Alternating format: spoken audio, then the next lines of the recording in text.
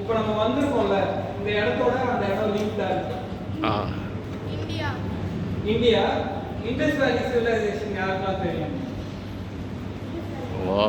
So Harappa Mohenjo-daro தெரியும்ல. So first கல்வெட்டுகளில் நம்ம வந்துட்டு யோகா ப்ராக்டிஸ் பண்ணுற மாதிரி 3000 வருஷம் முன்னாடியே நம்ம கண்டுபிடிச்சி ஹிஸ்டாரிக்கலாக ப்ரூவ் பண்ணியிருக்கோம். ஓகே, பட் எதுக்காக யோகா ப்ராக்டிஸ் பண்ணணும்? ரிலாக்ஸேஷன். எனக்கு ஒரு கொஸ்டின் இருக்கு உங்க எல்லாருனாலும், யாருக்கெல்லாம் சந்தோஷமா இருக்க பிடிக்கும்? பண்ணக்கூடிய எல்லா விஷயங்களும் சந்தோஷமா இருக்கிறதுக்காக தானே பண்றோம். இப்போ ஸ்கூல் எதுக்காக போறோம்? படிக்கிறோம். படிச்சு என்ன ஆக போறோம்? கலெக்டர் ஆக போறோம். கலெக்டர் என்ன கிடைக்க போகுது நம்மளுக்கு? சந்தோஷம். பட் எனக்கு வந்து ஸ்கூல் போக பிடிக்காது ஆனஸ்டா. ஸோ நான் எப்படி சந்தோஷமா இருந்தேன்?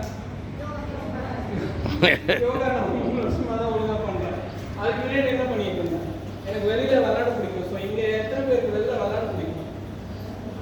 முட்டை புல்லே விளையாடுவோமா வெளில? இப்போ இன்னொரு கொஸ்டின் வருது எனக்கு. காலங்காத்தால நம்மளால விளையாண்டுட்டு ஸ்கூல் போக முடியுமா?